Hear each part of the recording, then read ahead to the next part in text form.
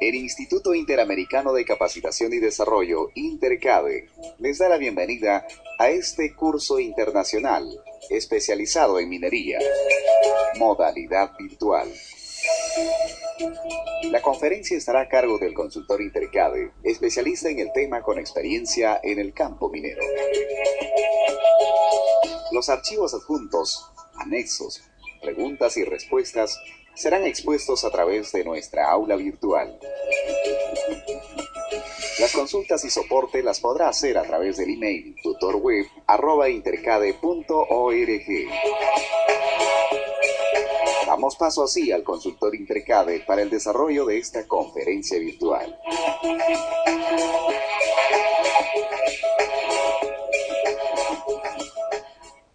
Les damos la bienvenida a todos al curso de fotointerpretación aérea aplicada en minería. Mi nombre es Cristina Noyola Medrano y soy consultora de INTERCADE. El curso comenzará con una breve introducción en donde daré generalidades de lo que será el curso y un poco de lo que he realizado en mi tiempo de profesional. Después hablaremos un poco de los elementos de fotografía aérea, en donde daré los conceptos fundamentales y las partes principales que componen a una fotografía aérea. Enseguida continuaremos con el tema de percepción remota, en donde igualmente veremos conceptos elementales de lo que es la percepción remota y algunas técnicas, generalidades sobre técnicas que se utilizan para el tratamiento digital de imágenes. Enseguida trataremos el tema de fotogrametría, donde veremos el concepto propio de fotogrametría y en diferentes aspectos relacionados con esta ciencia. Después abordaremos fotointerpretación. Allí veremos cuáles son las principales técnicas para extracción de rasgos a partir de fotografías aéreas. Enseguida continuaremos con estereoscopía, en donde veremos algunas técnicas para obtener imágenes tridimensionales de la superficie terrestre. Continuando con métodos de análisis, en este capítulo en especial abordaremos varias técnicas que se utilizan para extracción de rasgos a partir de imágenes de satélite y de litología, y que son aspectos importantes para análisis en minería. Continuaremos con interpretación de imágenes, en donde propiamente haremos el análisis y la extracción de rasgos de superficie terrestre a partir de algunas técnicas que nos pueden indicar de una mejor manera cómo identificar rasgos importantes en geología y en minería.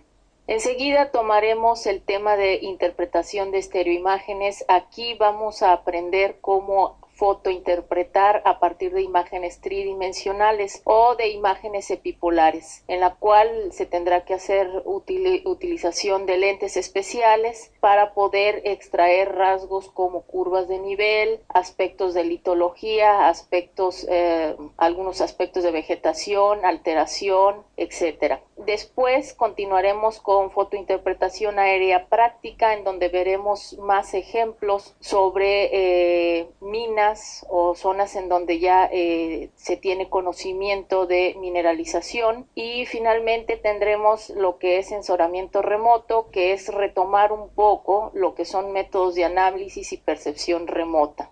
Finalmente, tendrán acceso a la bibliografía. Si tienen dudas, pueden recurrir también a toda la bibliografía que se les está entregando, y terminaremos con lo que será el taller aplicativo a minería. Pasemos a lo que es una breve introducción, comenzando con el objetivo. El objetivo principal de este curso es brindarles a todos los participantes los principios básicos necesarios para utilizar imágenes de satélite, fotografías aéreas y sus derivados en proyectos de exploración. En particular, vamos a hablar sobre procesamiento y análisis para extraer información geológica de interés para la exploración minera. Las metas que nos proponemos en este curso es analizar e interpretar visualmente imágenes de satélite, fotografías aéreas e imágenes tridimensionales para extracción de rasgos geológico-mineros y de estructuras superficiales. Vamos a hacer la aplicación de algunos algoritmos y funciones especializadas sobre imágenes de satélite y fotografía aérea con un enfoque en exploración y cartografía geológico-minera. Y finalmente vamos a ver todo lo que se requiere para elaborar mapas y extraer blancos de exploración a partir del análisis de imágenes de satélite y de modelos digitales de elevación.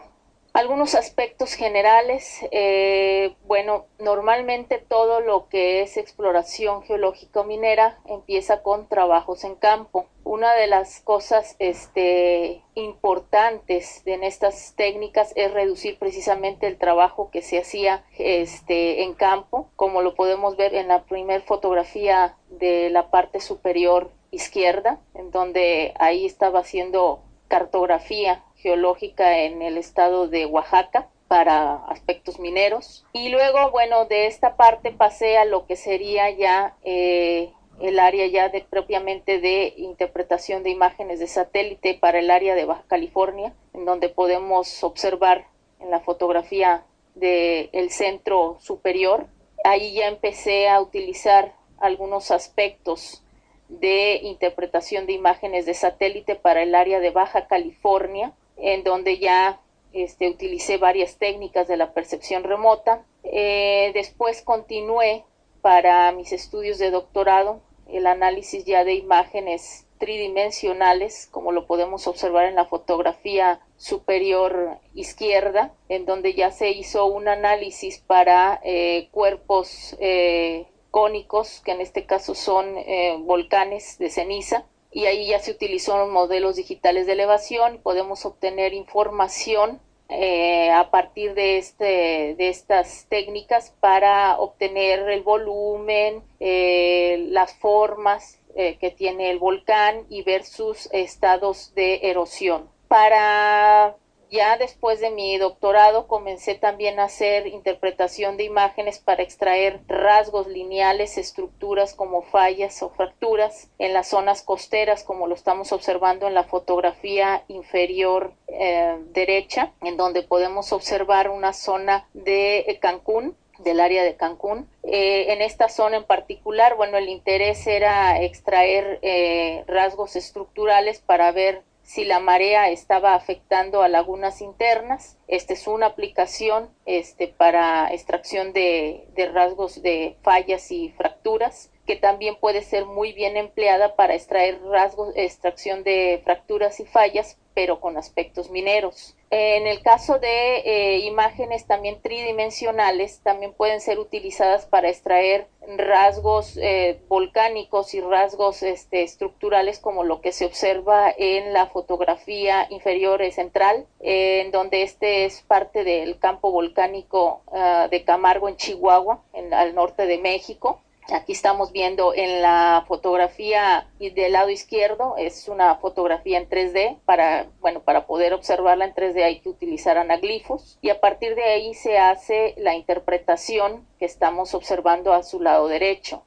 Finalmente, de lo que es de mayor interés en este curso, es la extracción de rasgos de alteración estructurales, como lo estamos observando en la fotografía inferior izquierda, en donde ya podemos observar también una parte de lo que es el campo volcánico de Camargo en Chihuahua. Estamos observando primero en su lado izquierdo lo que es un análisis de componentes principales, que lo vamos a ver más adelante de qué se trata esto, y cómo se extrayeron algunas zonas de alteración, ¿verdad? Y cómo se clasifican en alta, media y baja, lo que nos dará cuáles son los puntos de mayor interés en la zona.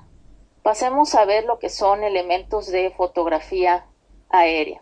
Para comenzar, debemos primero familiarizarnos con lo que es una fotografía. El término de fotografía procede del griego phos, que es luz, y grafé, que es un conjunto de líneas o escritura. Esto es que vamos a escribir o grabar con luz. El primer tipo de fotografía que se obtiene es en Francia, hacia los años 30 y fue obtenida por Daguerre, y por eso este tipo de las primeras fotografías son consideradas como daguerrotipos, porque proviene del nombre de la persona que le dio origen.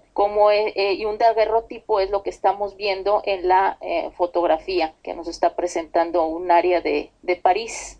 Ahora, en el caso de una fotografía aérea, lo que nosotros vamos a estar interpretando, lo que nosotros vamos a estar observando en ella, es una superficie terrestre captada desde un avión a través de películas que son montadas en cámaras especiales. La fotografía que estamos observando nosotros del lado derecho es una fotografía del campo volcánico de Camargo. Esta es obtenida del sitio web del INEGI, que es el principal centro de cartografía en México. Entonces, en esta fotografía lo que podemos observar es los puntitos más negros que se ven en la fotografía, pues son volcanes, y todo lo demás que vemos en forma así como de grandes lóbulos serían coladas de lava.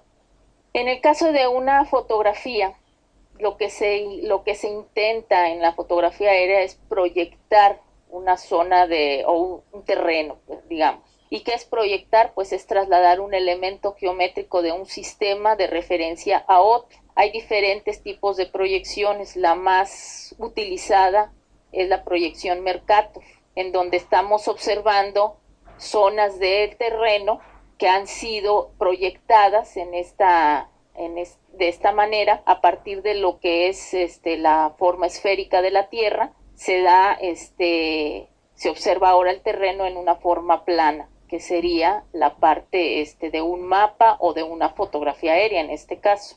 En el caso de las fotografías aéreas, el sistema de proyección utilizado es la proyección central o proyección cónica, cuya caracterización es que todos los rayos pasan por un punto denominado centro de proyección. Entonces nosotros en la figura, por ejemplo, vemos en la parte de abajo lo que sería el terreno o el plano que vamos a proyectar, ¿sí? Después lo que ven ustedes hacia el centro de la figura es lo que se conoce como el centro de proyección, es decir, donde toda la información pasa a través de ese punto para después ser proyectada en un plano negativo o lo que sería nuestra fotografía aérea.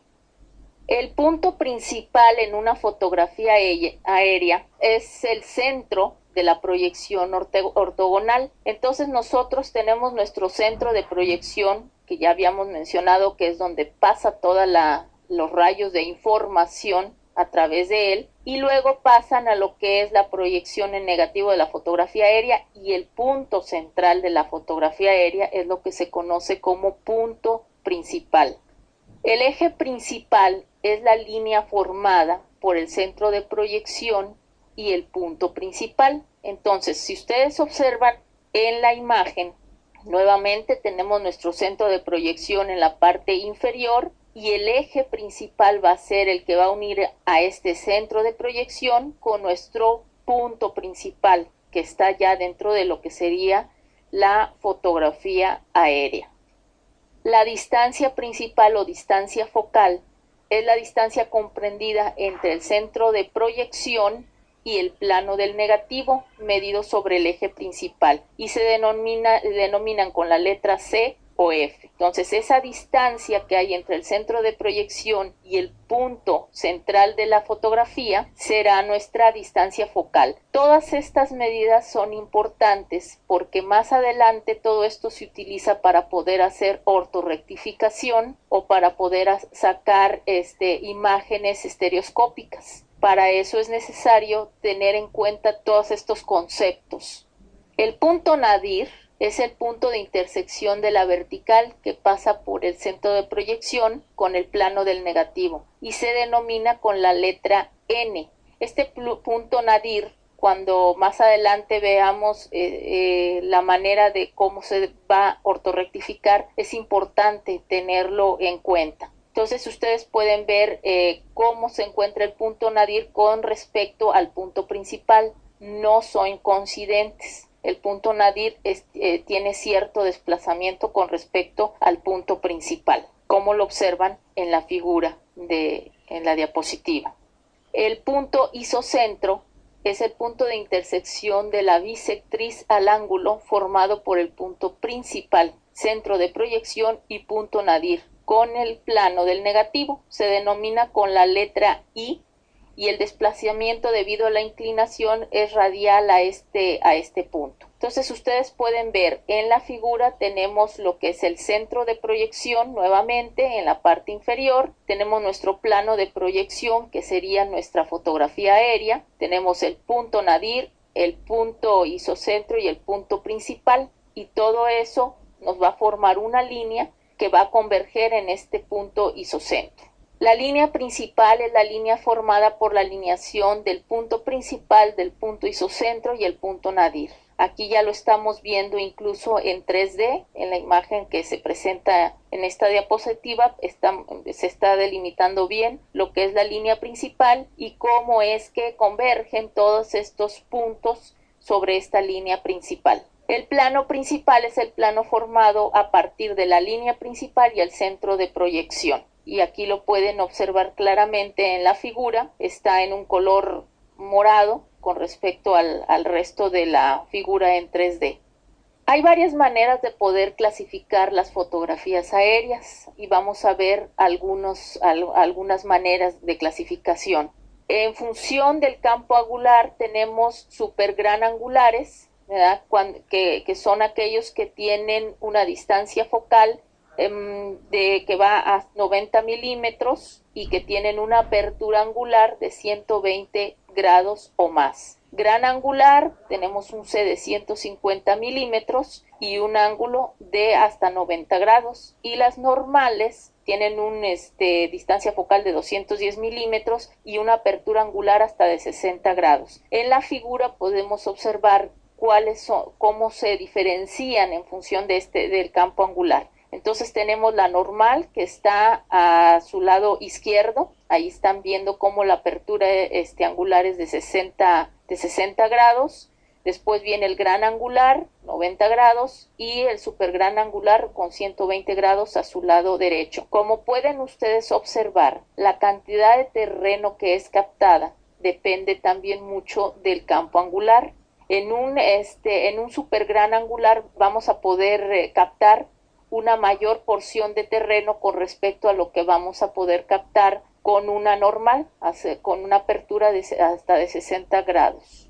En función de la cámara, tenemos que principalmente dos grandes grupos, los que son las verticales, como lo podemos observar en la figura a su lado derecho, que tienen una inclinación menor a 5 grados con respecto a la vertical. Y las oblicuas, en donde tenemos lo que es inclinado o muy inclinado. El inclinado lo estamos observando en la figura en la parte central y la muy inclinada la estamos observando en lo que sería la parte derecha de la figura. Las inclinaciones en ambos tipos de las oblicuas es mayor a 5 grados con respecto a la vertical. En función de la inclinación de la cámara, pues también vamos a tener diferentes escalas y deformaciones. Por ejemplo, con una inclinación casi vertical, vamos a tener una toma de terreno más detallada y menor cantidad de terreno, y vamos a tener pocas deformaciones, sobre todo hacia lo que es las orillas de la fotografía, y eso lo podemos observar en la parte izquierda de la figura. Realmente es muy poca la deformación. Muy diferentes son el caso de fotografías oblicuas, inclinadas y muy inclinadas, en donde podemos tener acceso a mayor cantidad de terreno, pero también tenemos mayores deformaciones. Y las deformaciones son sobre todo en las partes superior y hacia los bordes de la imagen o de la fotografía aérea. En función de la inclinación, nuevamente tenemos varias características que es importante tomarlas en cuenta dependiendo del tipo de estudio que queramos realizar. Entonces aquí en esta tabla estamos mostrando algunas de las características que tienen las fotografías, dependiendo de estas si son verticales, inclinadas o muy inclinadas. Entonces, en las características, resumiendo, tenemos una inclinación, en el caso de las verticales, menor a 5 grados, inclinadas sin horizonte en foto y muy inclinadas con horizontes, es decir, ya vemos en las muy inclinadas ya es posible ver cierto horizonte dentro de la fotografía, integrado a la fotografía.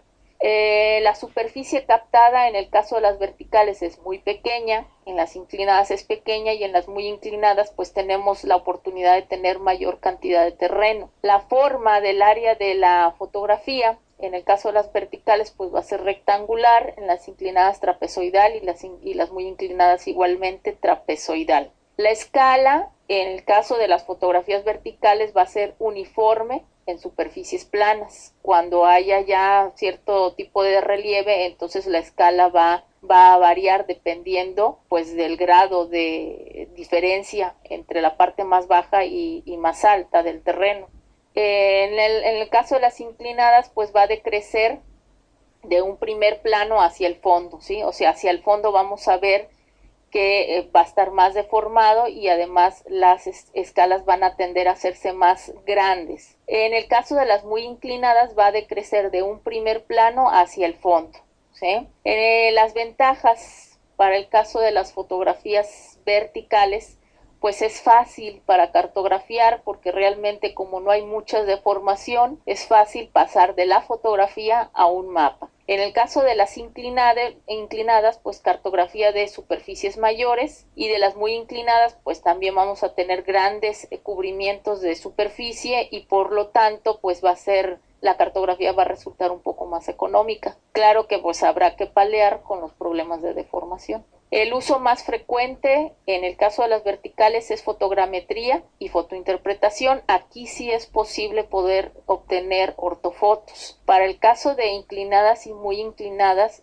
realmente se utiliza únicamente para fotointerpretación, es decir, no podemos generar ortofotos a partir de este tipo de imágenes, o si se logra hacer es demasiado complicado, se requieren muchos elementos para poder lograr una ortofoto a partir de fotografías aéreas inclinadas o muy inclinadas u oblicuas, agrupando estas dos.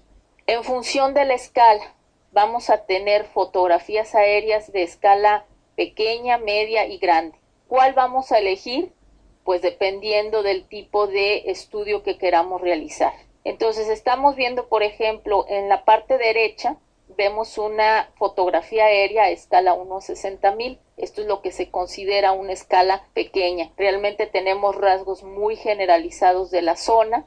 Entonces, para esto lo podemos utilizar para hacer estudios regionales. Luego tenemos una escala media, que es 1/15,000, que es en la parte central, una fotografía de la parte central. Esta se utiliza sobre todo para cartografía semidetalle. Y las escalas grandes, que son a 1/5000 o 1/2000, 1/1000, se utilizan ya más bien para cartografía detalle. Entonces, cuando queremos, por ejemplo, llegar a una zona a inspeccionar o tratar de sacar blancos de exploración, normalmente empezamos con la cartografía regional y vamos a ir haciendo cartografía más a detalle, pues cuando ya estemos, por ejemplo, ya nada más enfocados a 1 o 2 blancos de exploración, entonces ahí ya entraría lo que sería cartografía a detalle y allí ya utilizaríamos material, o en este caso de fotografía aérea, en escalas de 1/5000 o de 1/1000, 1500, dependiendo del grado de detalle que queramos para nuestra zona de estudio. Según la emulsión de la película, tenemos fotografías blanco y negro y color. En su lado izquierdo estamos viendo una fotografía del distrito minero de Guanajuato en blanco y negro. La mayor parte de la fotografía está ocupada por lo que es la mancha urbana, y por lo mismo de las tonalidades en grises, pues no es tan fácil observarla como se observa en lo que sería una fotografía de color. Es el mismo distrito de Guanajuato a su lado derecho, pero esta está ya en color. Entonces vemos la parte central de la imagen que ocupa la mayor parte de la mancha urbana, pero parte del distrito o una gran parte del distrito de Guanajuato pues está dentro de lo que es la mancha urbana, o más bien la mancha urbana ya alcanzó las zonas de minas en el caso de Guanajuato. Por el tipo de formato, tenemos indudablemente las primeras que son las no corregidas, que son la fiel imagen del negativo. Estas son adecuadas para la mayoría de los usos, se tienen un tamaño muy conveniente, que normalmente son de 23 por 23 centímetros, y se utilizan principalmente para llevarlas al campo. Entonces, ya llevando su fotografía aérea, usted se ubica en el campo, la ubica con respecto al norte y ya puede empezar a hacer identificación de rasgos y comparación directamente con el terreno. Ese es el principal uso para este tipo de fotografías. Estas no están corregidas porque no van a ser utilizadas para algún estudio con sistemas de información geográfico. Entonces, son para utilizarlas en campo, ¿no? Y están en formato papel. Por el tipo de formato, también tenemos lo que son rectificadas, en las cuales ya se ha eliminado el balanceo o conocido como tilt. Cuando se toma una fotografía aérea, el avión pues tiene algunos movimientos que se conocen como cabeceo y balanceo. Entonces, ese tipo de movimientos ocasiona que haya deformaciones en las fotografías y por eso es necesario rectificarlas. Entonces, cuando uno habla ya de una ortofoto, ya está hablando de una fotografía aérea que ha sido rectificada de este tipo de deformaciones ocasionadas, como ya lo mencioné, por el balanceo o cabeceo del avión en el momento de la toma de la imagen. Entonces, aquí lo que estamos observando es una imagen que ya está rectificada de lo que sería el Cerro de San Pedro en San Luis Potosí, que es un área también minera, es el área minera a San Luis Potosí más cercana. Y aquí ya, por ejemplo, si ustedes observan, ya no se encuentran este tipo de deformaciones hacia lo que serían las orillas de la fotografía ya rectificada u ortofoto. Tenemos también fotografías ampliadas. Además de que ya están rectificadas, ¿verdad? Se hace una ampliación o como lo que se conoce como un zoom para poder observar a mayor detalle cierta zona. Entonces, en la fotografía que ustedes están observando en esta diapositiva, es una foto ampliada de la zona del área de San Pedro. Ese es todo el desarrollo que está teniendo la mina actualmente. Esta fotografía puede ser obtenida a partir de la página del INEGI, ¿verdad? Que es donde tienen la mayor parte de las ortofotos del país.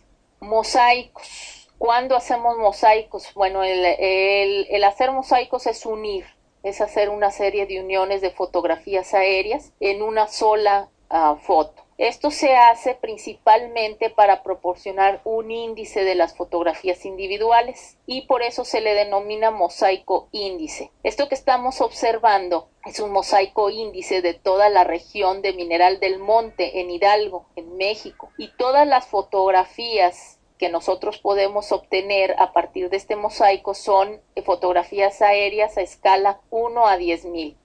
Otra manera de poder obtener fotografías o impresiones del terreno, pues son impresiones tridimensionales. Esto es cuando tenemos un par de fotografías que se han combinado para producir una visión estereoscópica. Este tipo de fotografías nos ayudan a poder tener una idea de cómo está el relieve de la zona de estudio, como lo estamos observando en la fotografía o en la imagen de esta diapositiva, en donde estoy mostrando un mapa del relieve de la zona de Mineral del Monte en Hidalgo. En las partes más rojas pues nos están indicando lo que son las partes más altas y todo lo que son las partes azules nos indican las partes más bajas del terreno.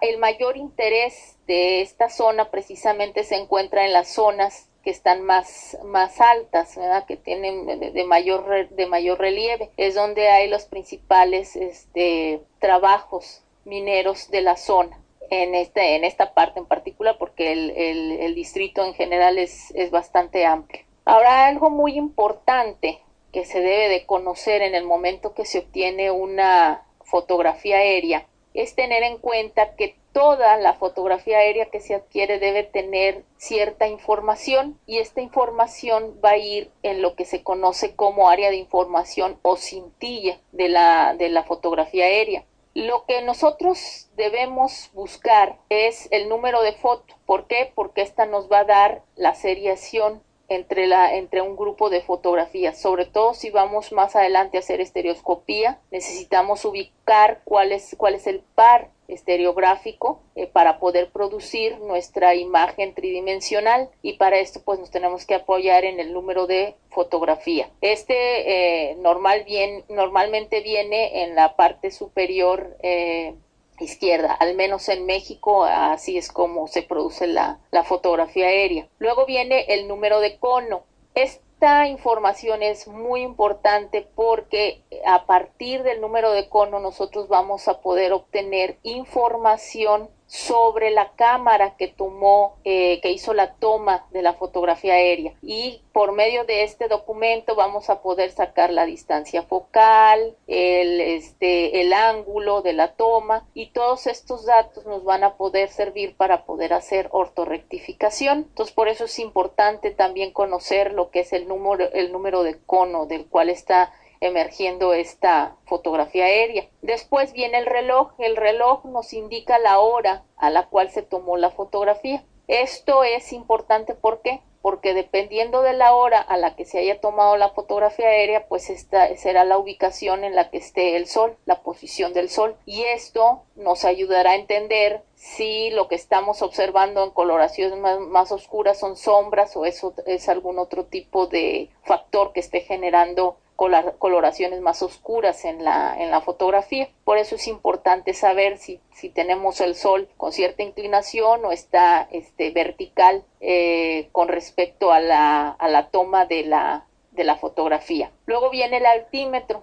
Aquí nos está indicando qué altura tenía el avión en el momento en el que está tomando la fotografía aérea. Viene después el nivel esférico, es decir, la posición que tenía el avión en el momento de la toma. Esto es importante para saber si el avión presenta problemas de cabeceo, ¿verdad?, o balanceo, ¿sí? El nivel esférico es muy similar al que se maneja en las brújulas. Entonces, por medio de ello sabemos si el avión realmente viene de manera horizontal, ¿verdad?, tomando la fotografía, o si tiene si está con cierta inclinación. Y después vienen lo que son las marcas fiduciales. Las marcas fiduciales son pequeños puntos que se encuentran en las esquinas de la fotografía aérea, y pueden ser 4 u 8 puntos, ¿sí? Pueden venir nada más en las 4 esquinas de la fotografía o también en las partes intermedias. En este caso, en la fotografía que estamos observando en la zona de la diapositiva, tiene 8 marcas fiduciales. Y esto lo podemos observar donde ustedes ven que hay ciertas entradas de la cintilla en las partes centrales, también son marcas fiduciales. Estas marcas fiduciales también son importantes porque a partir de ellas se va a dar una georreferencia o una referencia espacial de la fotografía aérea. Cuando ya se está manejando las fotografías ya en formato digital, entonces primero hay que georreferirlas para luego pasar a lo que sería la ortorrectificación. Y bueno, esos son algunos aspectos generales e importantes de conocer de lo que son las fotografías aéreas para poder después trabajar con ellas, ya sea en formato analógico o sea en formato digital, y poder hacer la mejor elección para el área de estudio que pretendamos, en la cual pretendamos utilizar las fotografías aéreas. Vamos a continuar ahora con el tema de percepción remota. Para esto lo primero es entender qué es la percepción remota. En algunos lugares se conoce como percepción remota, en otros sensoramiento remoto. Bueno, es común encontrarlo en inglés como remote sensing. En Europa se utiliza el término teledetección, pero finalmente todos estos términos se refieren a un conjunto de técnicas que permite obtener información de la superficie terrestre a través del análisis de datos obtenidos a través de instrumentos que no están en contacto directo con el área de estudio. La percepción remota incluye no solamente la captación de la imagen, incluye también la transformación de la información que le llega al satélite en formato matricial, que es lo que realmente estamos nosotros recibiendo. Y después de esto incluye el análisis, la extracción de rasgos y ya luego lo que sería las aplicaciones. Entonces, bueno, vamos viendo un poco cómo funciona esto de la percepción remota. Tenemos en primer lugar lo que sería nuestra fuente de iluminación, que como lo vemos en la figura de la diapositiva, en primera instancia pues es el sol. El sol, ¿qué es lo que va a hacer? Pues va a emitir radiación hacia lo que sería en este caso la Tierra, o bueno, si estamos haciendo estudios de otros planetas, pues bueno, hacia otros planetas. En este caso, bueno, nos vamos a enfocar a la Tierra. Esta radiación llega a la atmósfera y después llega hacia la superficie, y eso lo podemos ver en la figura con las letras B y C. Una vez que llega esta información a la superficie, pues vamos a tener diferentes comportamientos. Una va a ser que va a regresar o se va a reflejar y va a ser captada por el satélite. Otra es que parte de esta información la va a absorber la superficie, y en otros casos la información de radiación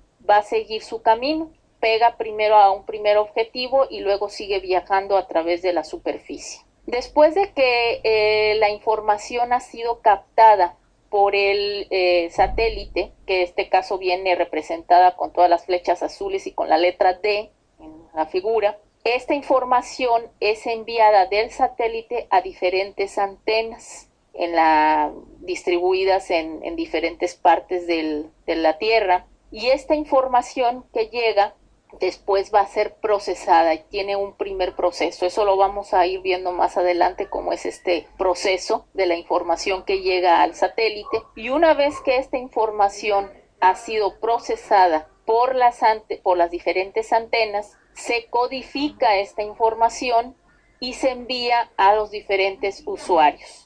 Esto lo podemos ver, bueno, están viendo la antena que está siendo apuntada por los diferentes satélites y por la letra E, representada por la letra E, y después que llega a los usuarios, estos van a hacer uso de esta información para diferentes aplicaciones. En este caso, pues aquí el interés son aplicaciones mineras, pero la percepción remota tiene muchísimas aplicaciones. Entre ellas están aplicaciones urbanas, aplicaciones en el mar, por ejemplo, para oleaje, aplicaciones a nivel de vegetación, a nivel de arqueología, en fin, hay una infinidad de aplicaciones, también, por ejemplo, para geología ambiental, etcétera. ¿Por qué vamos a utilizar la percepción remota? Una de las principales ventajas de utilizar la percepción remota es que permite obtener información en tiempo real. Hay algunas imágenes que se están obteniendo cada 15 o 20 minutos. Por ejemplo, este tipo de imágenes, como más adelante lo vamos a ver, pues son utilizadas principalmente, por ejemplo, para estudios de fenómenos meteorológicos. Y entonces es realmente importante tener información continua para poder analizar este tipo de factores que afectan pues al clima. Otra es que se tiene una visión en conjunto del objeto de su estudio y su entorno, ¿sí? Dependiendo pues del detalle que tenga la imagen, vamos a poder estudiar ya sea, por ejemplo, una zona de mina, pero también si ampliamos la zona, pues podemos estudiar no solamente la zona de mina, sino todo lo que está alrededor de esta zona de mina, que puede ser de interés, porque a partir de esto a lo mejor podemos encontrar algunos blancos de exploración que estén cercanos a la mina que ya está en operación. Proporcionan un registro permanente y exacto de las condiciones para el momento de realizar un estudio. Una vez que nosotros captamos una zona de la Tierra, esta va a quedar registrada y nos va a permitir más adelante poder hacer una comparación de lo que se tomó, por ejemplo, en los años 80 con respecto a lo que tenemos actualmente en el 2012. Proporciona un registro, facilita la actualización de estudios realizados. Esto va en conjunto con lo anterior que les había comentado. ¿Por qué? Porque si nosotros tenemos información anterior, podemos estarla actualizando. Por ejemplo, podemos ver un área desde que comenzó a ser un blanco de exploración hasta el desarrollo de la mina. Y esto nos permite establecer una historia en la mineralización y el desarrollo del área. Entonces esto también es muy importante poder tener esta información, y por eso se utiliza también estas técnicas de la percepción remota. Es posible hacer mediciones sin ir al terreno y o limitar el tiempo de trabajo de campo. Bueno, aquí hay una gran polémica porque algunos investigadores dicen que es posible realizar estudios solo sobre las fotografías o sobre imágenes de satélite y realmente pues no ir al terreno. Sin embargo, mi posición es que sí se deben de hacer ciertas observaciones de terreno para poder ver que lo que estamos observando en la fotografía o en la imagen de satélite es realmente lo que hay en el terreno. Entonces, quizás no vamos a pasar los meses y meses en el campo como se hacía anteriormente, pero sí tomar algunos días para poder evaluar lo que estamos obteniendo de las fotografías o imágenes de satélite.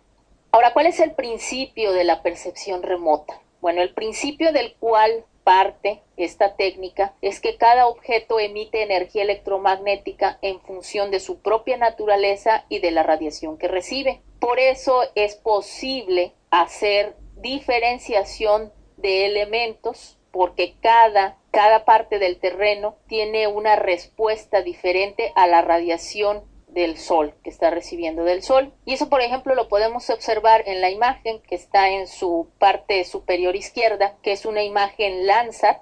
Más adelante vamos a ver los diferentes tipos de imágenes, pero bueno, este es un tipo de imagen de satélite, es una Landsat TM5, Thematic Mapper 5, mostrando la ciudad de Zacatecas en una técnica que se conoce como falso color, obtenido mediante la combinación de bandas 541. Esto también vamos a ver todo esto de qué son las bandas, por qué obtenemos el falso color, etcétera. Pero aquí lo importante es mencionar que, por ejemplo, en el color azul, ustedes están observando lo que sería la ciudad de Zacatecas, ¿sí? En coloraciones violáceas tenemos todo lo que son zonas de montanas, pues, de sierra, y todo lo que son las coloraciones amarillas y verdes, o marrones y verdes, son zonas de cultivos, áreas de cultivos, y zonas de color negro corresponden a cuerpos de agua. Tenemos por ahí una zona de color blanco que luego se convierte en color negro, que corresponde a una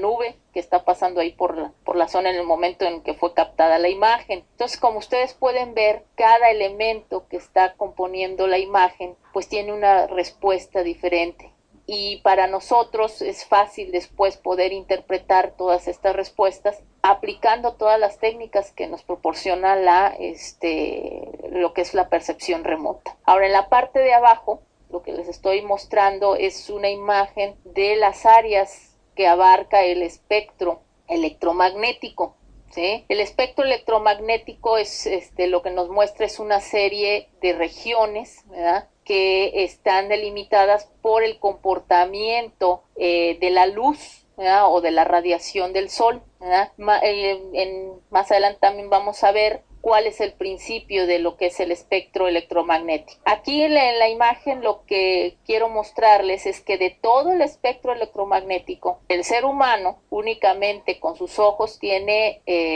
puede acceder a lo que es la parte visible del espectro electromagnético. Ahí lo están viendo delimitados en colores en una franja que va del violeta al rojo, ¿no? Esa es la parte que realmente nosotros podemos observar a simple vista. Fuera de estos rangos necesitamos máquinas especiales, ¿verdad?, para poder captar toda esta gama de ondas, ¿verdad?, y poderlas observar. Entonces, las imágenes de satélite, eso es lo que nos permiten observar también regiones del espectro electromagnético que nosotros no podríamos observar a simple vista.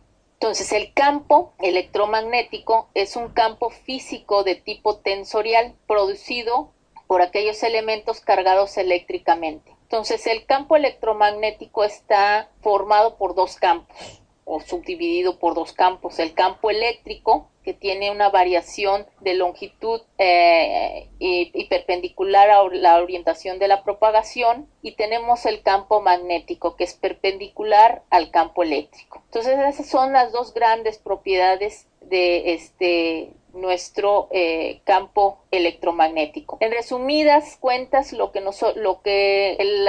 parte de percepción remota está captando son ondas, ¿sí? Todo lo que captan los sensores en el espacio o vía aérea son en realidad respuestas en forma de ondas. Claro que nosotros, cuando ya obtenemos la información, no obtenemos esta información en crudo, sino que ya viene procesada. Algo importante para poder entender cómo es que la radiación penetra a la superficie son los conceptos de longitud de onda y de frecuencia, ¿sí? La longitud de onda es la distancia que hay entre dos crestas sucesivas y se denota normalmente con la letra lambda. La longitud de onda puede ser medida en nanómetros, en micrómetros y en centímetros, y ahí vienen sus respectivas conversiones a metros. La frecuencia, por su parte, es el número de oscilaciones por unidad de tiempo, es decir, la cantidad de ondas que llegan en determinado tiempo. Esta es normalmente medida en hertz o en sus múltiplos, megahertz, etc. Entonces, cuando nosotros hablamos de altas frecuencias, estamos hablando de longitudes de onda pequeñas, pero muchas ondas en un periodo de tiempo corto. Cuando hablamos de frecuencias bajas, tenemos longitudes de ondas grandes, que pueden ser hasta de centímetros o de metros, y pocas ondas en un periodo de tiempo. Entonces, si nosotros observamos, por ejemplo, la diferencia de frecuencias entre el 2 y el 3 de la figura que está a su lado izquierdo, la figura 2 podemos decir que es de alta frecuencia y longitud de onda pequeña, y la parte 3, lo que sería la figura de mero abajo, es una frecuencia baja, pero longitud de onda grande. Entonces, aquellas longitudes de ondas grandes van a poder penetrar más en la superficie. Entonces, ese tipo de longitudes de ondas se utilizan sobre todo, como lo vamos a ver más adelante, para las imágenes de radar. Y la mayor parte de las imágenes que se utilizan para aspectos mineros o cualquier aspectos vegetales, etcétera, son imágenes que tienen frecuencias mayores y longitudes de ondas pequeñas. Ahorita lo vamos a ver con más detalle. Entonces, bueno, el campo electromagnético se extiende desde longitudes de ondas cortas, que serían lo que corresponde a rayos X y gamma, hasta longitudes de onda largas, que serían las microondas y el radio. La mayor parte, como yo les había comentado, se encuentra entre las longitudes de onda pequeñas, y ahí vamos a tener todas las imágenes más comunes que más comúnmente se utilizan: Landsat, Spot, Aster, algunas hiperespectrales, etcétera. Y aquellas que tienen longitudes de ondas más largas corresponderían ya más bien a los que son las imágenes de radar. Y aquí lo estamos viendo en la figura que está a su lado izquierdo. Estamos viendo las longitudes de onda en color rojo y las frecuencias medidas en color azul. Y como pueden ustedes ver, la imagen spot que tiene un rango o que ocupa un rango del espectro electromagnético que va de 0.5 a 0.89 micrómetros, ahí nos está hablando que tiene longitudes de ondas pequeñas y altas frecuencias. En cambio, la RadarSat, que también viene especificada ahí, su rango va de 5.8 GHz a 5.66 centímetros. Entonces, y la longitud de onda es de 5.66 centímetros. Entonces, ahí lo que estamos viendo son longitudes de ondas más amplias y frecuencias más bajas. Entonces, en el caso de las imágenes de radar, lo que tienen es que pueden penetrar mucho más en la superficie. Entonces, por ejemplo, si tenemos una zona que está llena de vegetación y no nos permite ver en sí las características del terreno, pues una imagen de radar sería más óptima para este tipo de terrenos. ¿Por qué? Porque esta sí va a penetrar y va a pasar todo lo que es la capa de vegetación y nos va a permitir ver las características estructurales de la zona, del terreno en sí, cosa que con las otras imágenes a veces no es posible hacer. Luego, bueno, vamos a hablar ahora lo que sería la parte de la región del visible. Es la única parte del espectro electromagnético que puede ser percibida por el ojo humano. Las variaciones van de 0.4 a 0.7 micrómetros. Es la única porción del espectro electromagnético que está asociada con la noción de color. Con la noción de color que nosotros tenemos, ¿verdad? Que va desde el violeta hasta el rojo, ¿verdad? Ahora sí que todos los colores que se muestran en el arco iris es lo que nosotros podemos observar solamente en la parte visible. Nuevamente en la imagen estamos observando lo que es longitudes de ondas, frecuencias y cuál es la porción que realmente nosotros podemos captar a simple vista, que realmente es una porción muy pequeña del espectro electromagnético con respecto a todo lo que abarca. Y entonces estamos viendo cómo es que va variando en el punto 4 tendríamos lo que es la noción de lo que es el color violeta hasta el punto 7 micrómetros, que ya nos estaría dando las coloraciones rojas. Después de eso ya pasaríamos a lo que es el infrarrojo cercano. Entonces, a partir de esta zona del espectro electromagnético, que es la zona del visible, se crean los diferentes colores. Y el análisis de cómo se descompone la luz en el visible, pues ya se ha visto con diferentes experimentos, tomando en cuenta, por ejemplo, un prisma, hacemos pasar lo que sería luz blanca y cómo se descompone en los diferentes colores, digamos que el fenómeno más común de observación de este tipo de colores pues es en el arco iris. Entonces, en la parte de abajo, lo que nosotros estamos observando es precisamente este tipo de experimento. El prisma, que se simboliza ahí con el triángulo, lo que es la entrada de la luz blanca, que sería lo que está a su lado izquierdo, el haz, que se ve ahí en su lado izquierdo, y cómo es descompuesto en los diferentes colores. Ahora, esta franja de colores, qué porciones del espectro nos están representando. Eso ya lo podemos observar en la parte superior de la diapositiva. Tenemos que la parte del violeta estaría ocupando la franja que va de 0.4 a 0.446 micrómetros. Luego seguiría el azul, que va de 0.446 a 0.5 micrómetros, seguido por el verde, que va de 0.5 a 0.578 micrómetros, luego el amarillo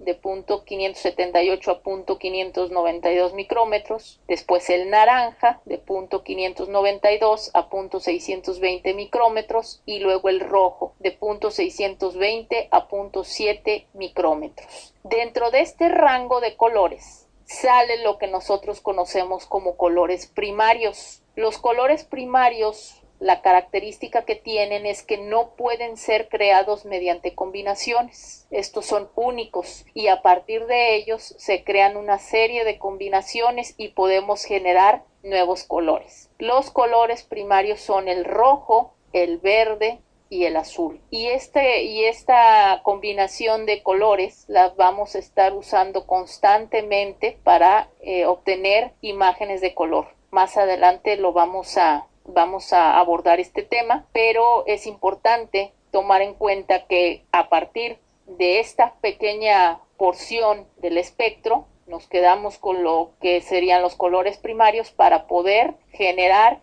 toda la serie de colores que se obtienen al combinar estos tres colores primarios. Después de lo que sería la parte del rojo, que es parte de la parte visible del espectro, vamos a entrar a lo que se conoce como el infrarrojo reflejado, y este se divide a su vez en infrarrojo cercano y infrarrojo medio. Este tiene una variación que va más o menos del punto 75, punto 80 hasta el 2.5 o 3 micrómetros. Esto sería lo que abarcaría el infrarrojo reflejado. Después de esto vendría lo que es el infrarrojo térmico. Entonces, en el infrarrojo reflejado, nosotros lo que estamos observando, como su nombre lo dice, es lo que emite o refleja una superficie después de que ha sido expuesta al sol. En el momento en que llega la radiación, cómo ésta se refleja en el infrarrojo, eso sería captado por lo que es el infrarrojo reflejado. Muy diferente es el caso del infrarrojo térmico. De hecho, el infrarrojo térmico muchas veces es captado durante la noche. ¿Por qué? Porque aquí lo que se está captando es lo que emite el cuerpo, dependiendo de la temperatura que éste tenga. Entonces, esa es la gran diferencia entre uno y otro. Además, bueno, del rango del espectro electromagnético que abarcan. Nuevamente, en la parte derecha, estamos observando la parte visible, y luego encima de esta parte está lo que sería el infrarrojo reflejado, que está mostrado ahí con una flecha, y al lado derecho de esta flecha pues está el rango que ocupa esta porción del espectro, ¿sí? Entonces, en esta imagen de lo que está más a la derecha está lo que yo les había mencionado. El infrarrojo lo dividimos en infrarrojo cercano o próximo, en infrarrojo medio y en infrarrojo lejano. En la parte que corresponde al infrarrojo cercano y medio es lo que se conoce como reflectivo o reflejado. Y lo que está el infrarrojo lejano, pues es lo que se conoce también como infrarrojo térmico. Obviamente, las longitudes de onda van a ser mayores en lo que es el infrarrojo térmico, y el infrarrojo lejano vamos a tener longitudes de onda menores y mayores frecuencias. Y luego viene lo que es la parte del radar, que se conoce como la región de hiperfrecuencias. Aquí las longitudes de onda son más grandes y son las que en teledetección son las longitudes de onda que más grandes se utilizan. Después de eso ya no hay más, pues. En las imágenes de radar, el hecho de tener estas longitudes de onda grandes es precisamente para poder tener mayor penetración en el terreno, como ya lo había mencionado. Entonces, cuando por ejemplo tenemos áreas en donde, por desgracia, en el momento de la toma estaba lleno de nubes, pues si la imagen que se está captando es una imagen de radar, pues las nubes no serán un problema. Cosa que si utilizamos lo que se conoce como la parte óptica de la teledetección, es decir, aquellas en donde tenemos longitudes de onda menores y mayores frecuencias, pues si hay nubosidad, pues ya nuestro estudio no va a tener la misma utilidad, o sea, nuestras imágenes no van a tener la misma utilidad para el estudio. ¿Por qué? Pues si hay zonas nubosas, van a permitir ver cómo está el terreno. Esto no sucede con las imágenes de radar. Con las imágenes de radar pueden ser tomadas independientemente de la época del año, no importa que haya nubosidad o no, que esté lloviendo o no, porque ellas van a poder penetrar hasta 4 o 5 metros debajo de la superficie del terreno. Entonces, lo que estamos nosotros observando en su parte izquierda es precisamente un ejemplo de imagen de radar. Aquí lo que estamos observando en coloración más oscura, ¿verdad? Y que parece como un ferrocarril, en realidad es un río, es una zona de río. Y a los lados del terreno lo que estamos observando son zonas de cultivos. Es una sección de lo que sería el río Nilo, en este caso, tomado por Radarsat. Entonces aquí lo que podemos nosotros apreciar son claramente, por ejemplo, rasgos que son lineales. Estos rasgos lineales pueden ser producto de fallas o fracturamientos, pero también pueden ser producto del ser humano, es decir, todo lo que son calles, avenidas, zonas de parcelas, etcétera, pues también van a poder ser bien diferenciadas en lo que son las imágenes de radar. En la parte derecha de la diapositiva, aquí lo que estamos observando pues es el área que abarcan las imágenes de radar. Tenemos longitudes de onda más grandes, frecuencias más bajas, y también vemos cómo es que también se subdividen las imágenes de radar dependiendo de la longitud de onda, es decir, de la penetración que tiene la imagen de radar. Tenemos, por ejemplo, que la banda P, lo que se conoce como la banda P, pues tendría una mayor penetración porque tiene las longitudes de ondas más grandes con respecto a lo que tendríamos, por ejemplo, con la banda K, de la que tiene las longitudes de onda más bajas. Entonces, dependiendo también del grado de penetración que queramos tener en la zona, pues pediremos la banda que nos interesa en una imagen de radar, y también tendremos que buscar el tipo de imagen de radar, porque no todas las imágenes de radar contienen todas las bandas que están especificadas en la figura del lado derecho. Habrá que ver qué distribuidor ofrece qué tipo de imagen y qué tipo de penetración va a tener en el terreno.